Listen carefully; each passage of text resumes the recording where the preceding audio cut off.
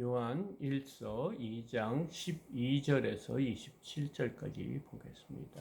12절입니다. 자녀들아 이렇게 또 부르고 있습니다. 내가 너희에게 쓰는 것은 너희의 죄가 그의 이름으로 말미암아 사함을 받았으며, 이렇게 교제하고 교류하는 것, 또 하나님 믿는 사람들과 교제하고 이렇게 편지를 쓰는 요한의 이유를 말하고 있습니다. 그렇기 때문에 너희들이 그리스도 이름으로 말미암아 죄 사함을 받았다, 이렇게 말하고 있습니다. 이게 얼마나 중요한 이 일인지 모른다. 이 일을 13절 아비들아 내가 너희에게 쓰는 것은 너희가 태초부터 계신 일을 알았음이고, 또 자녀들, 그다음에 아비들, 이렇게 나누어서 이렇게 말하고 있는데, 너희들에게 이렇게 쓰는 이유는 너희들이 스스로 하나님을 안 것이 아니고 하나님께서 은혜를 주셔서 알았는데 그분은 태초부터 계셨다는 거예요. 그분은 처음과 시작, 끝이 없는 분이라는 거예요. 우리는 이 언제 태어나서 언제 죽는지 그 시간 개념에 살고 있는 우리지만, 하나님은 시간이라는 개념, 우리와 같은 시간이라는 개념에 살고 계시지 않는 분이에요. 영원이라는 것으로 지금 말하고 있는데, 그것은 하나님은 태초부터, 그러니까 이 태초라는 게 어떤 시점에서 이렇게 있다는 그런 말이 아닙니다. 그러니까 우리가 알 수 없는, 그냥 스스로 계신 분이다. 그런 분을 우리가 알고 있다. 청년들아, 이렇게 자녀들아, 아비들아, 청년들아, 내가 너희에게 쓰는 것은 너희가 악한 자를 이기었습니다. 왜 청년들에게 많은 유혹이 와도 우리가 청년들이 이길 수 있는 것은 하나님의 말씀이 너희들에게 있기 때문이다. 14절 다시 아이들아 내가 너희에게 쓰는 것은 너희가 아버지를 알았고, 너희들이 하나님 아버지 예수 그리스도 삼위일체 하나님에 대한 것을 알았기 때문에 너희들에게, 자녀들에게, 아비들에게, 청년들에게, 다시 아이들에게 이렇게 쓰는 거다. 그러니까 근본적으로 살아계신 하나님, 그냥 우상이 아니고 우리의 소원과 우리의 필요를 채워주시는 그런 분으로 우리가 생각해서는 안 된다는 거예요. 아비들아 내가 너희에게 쓰는 것은 너희가 태초부터 계신 이를 알았으며, 지금 반복해서 하나님이 어떤 분이신지 우리가 그분을 알아야 되는 이유에 대해서 쓰고 있습니다. 또 청년들아 내가 너희에게 쓰는 것은 너희가 강하고 하나님의 말씀이 너희 안에 거하시며 너희가 흉악한 자를 이기었습니다. 우리가 왜 하나님을 믿어야 되고 또 하나님 앞에 이렇게 매일 서야 되는 이유가 뭐냐면, 우리가 예배 때마다 우리가 암송하는 거 있죠. 사도신경. 이 하나님께서 이 우주 만물을 만들어 주시고 하나님 나라를 세우려고 했는데, 우리가 하나님으로부터 죄를 짓고 또 영원히 죽을 수밖에 없는 그런 자아로 타락했기 때문에 하나님께서 우리에게 다시 기회를 줘서 하나님의 자녀가 되고 또 하나님이 원하시는 그 나라에 들어갈 수 있도록 해주기 위한 것이다. 지금 그 사도신경으로 모든 것이 이렇게 드러나고 있는데, 지금 그 얘기를 계속하는 거예요. 그래서 우리 이 땅은 악한 사단이 지배하고 있기 때문에 어둠이에요. 그곳에서 하나님의 말씀을 듣고 빛의 자녀로 살아갔기 때문에 이렇게 너희에게 편지를 쓴다. 15절. 이 세상이나 세상에 있는 것들을 사랑하지 마라. 누구든지 세상을 사랑하면 아버지의 사랑이 그 안에 있지 아니하니. 아, 여기서 세상과 하나님 나라를 이렇게 구분하고 있어요. 이 세상은 죄악된 세상을 말하고 있습니다. 우리가 이 세상에 태어났고 이 세상 속에 지금 살고 있습니다. 그렇기 때문에 우리가 세상을 잘 알아야 이 땅의 삶을 잘 살 수 있다고 생각하다가 보니까 이 세상에 우리의 마음을 빼앗는 여러 가지가 있어요. 그리고 우리가 육신을 가지고 있기 때문에 육신에서 원하는 것, 예를 들어서 목이 마르면 물을 마시고 싶고 배가 고프면 무언가를 먹고 싶은 그런 욕구들이 있어요. 기본적인 그런 것 때문에 하나님 말씀보다는 세상의 필요를 따라 세상 것을 향하여 살아갈 수밖에 없는 그런 자지만 이 세상에 있는 것들, 우리의 마음을 빼앗는 것, 좋은 것, 눈에 보기에 또 아름답고 먹기에 아주 먹음직스러운, 그리고 여러 가지 자기를 드러내고 인정받는 그런 것들이 많은데 이 세상에 있는 것에 대해서 사랑하지 말라. 그것이 목표가 돼서는 안 된다. 이 땅의 삶을 사는 것. 그런 것을 누릴 수는 있지만 그것을 누리면서 하나님을 잘 믿는데 사용할 수 있지만 그것이 우리의 인생의 목표는 돼서는 안 된다. 왜냐하면 하나님과 우리가 하나님 아버지와 자녀의 관계로 이렇게 이루어졌기 때문에 그래서 우리가 세상을 사랑하면 아버지의 사랑이 우리 안에 없다는 증거다. 이렇게 말하고 있습니다. 16절. 이는 세상에 있는 모든 것이 육신의 정욕과 안목의 정욕과 이생의 자랑이니.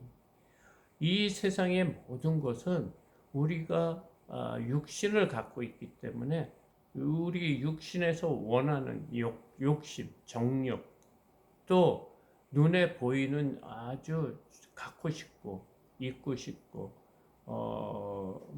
그런 여러 가지 좋은 것을 받고 싶은 안목의 정욕, 이생의 자랑, 또 이 땅에서 삶은 이렇게 잘 살아서 남에게 또 이렇게 드러나고 싶은 나는 이렇게 행복하게 잘 산다 이런 자랑들이다. 근데 다 아버지께로부터 온 것이 아니요 세상으로부터 온 것이라. 이 모든 것은 이 세상에 우리가 마음을 쏟고 좋아하는 것은 하나님 말씀과 대치가 된다. 이것이 하나님이 주신 이런 세상이지만 악에 물들어 있고 사단이 지배하고 있기 때문에 하나님이 주신 그 의도대로 살지 않는다는 거예요. 하나님은 어떻게 살라고 합니까? 이웃을 사랑하며 살라고 그러는데 이런 안목의 정욕, 육신의 정욕, 이생의 자랑을 하다 보면 남을 시기하게 되고 남을 업신여기 또 깔보고 또 거짓말을 하고 또 뭐 여러 가지 죄를 지을 수밖에 없다는 거예요. 세상 것을 갖기 위해서. 그렇기 때문에 이 모든 것은 아버지께로 온 것이 아니고 이 세상은 악한 사단으로 죄로부터 온 것이다. 이 말입니다. 17절 이 세상도 그 정욕도 지나가되 오직 하나님의 뜻을 행하는 자는 영원히 거하리다. 이 세상도 우리가 원하는 욕심, 정욕, 안목의 정욕, 육신의 정욕, 이생의 자랑은 다 지나가고 없어진다는 거예요. 이 세상, 지금 보이는 이 세상도 우리가 가지고 있는 여러 가지 욕심도 다 지나간다는 거예요. 없어진다는 거예요. 근데 무엇만 영원히 남는다? 하나님의 말씀. 그러니까 하나님의 뜻대로 행하는 자만 영원토록 남는다.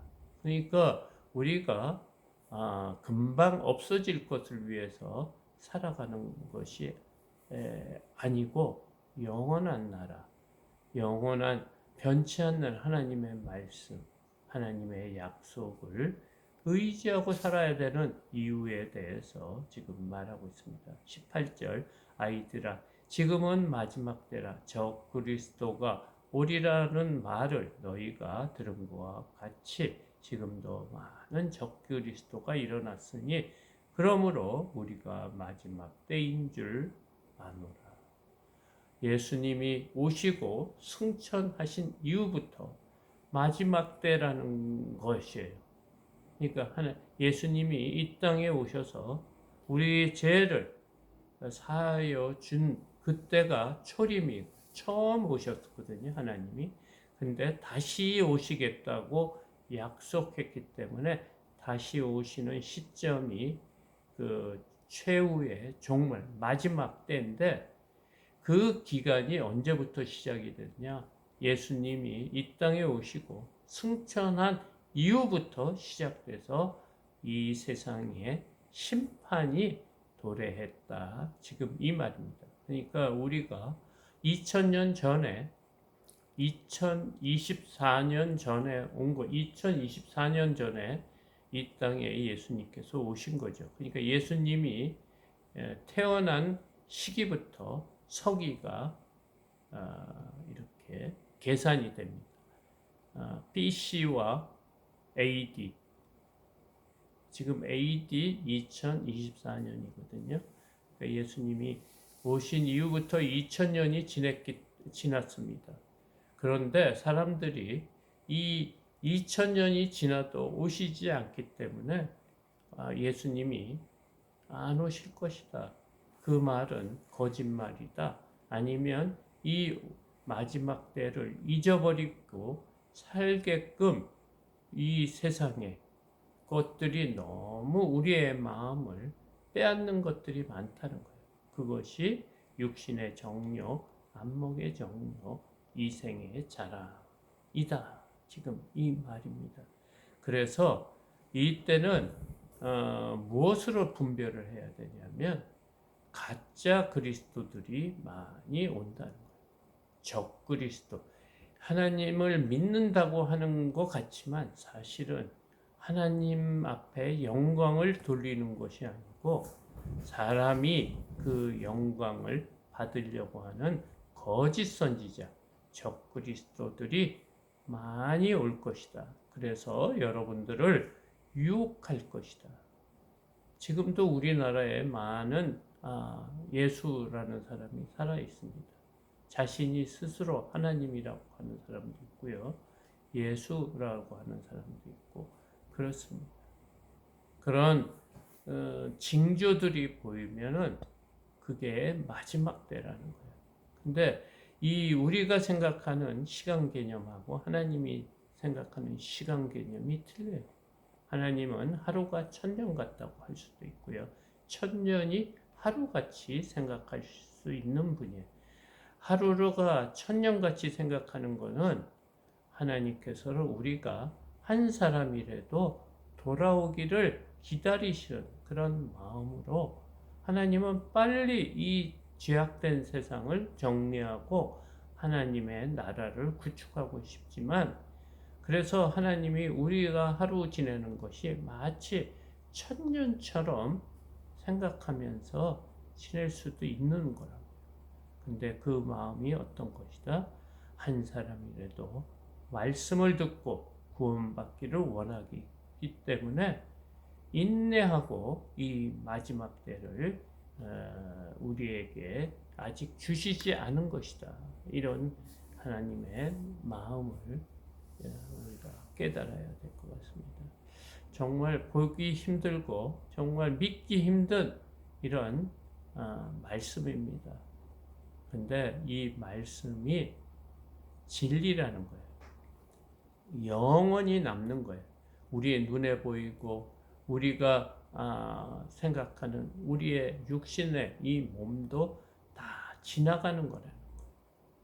그러니까 가장 진리를 우리가 소중하고 변하지 않는 말씀을 따라 사는 것만 영원하다고 오늘 본문이 말하고 있습니다. 오늘 또 하루 승리하는 복된 하루 되시기 바랍니다.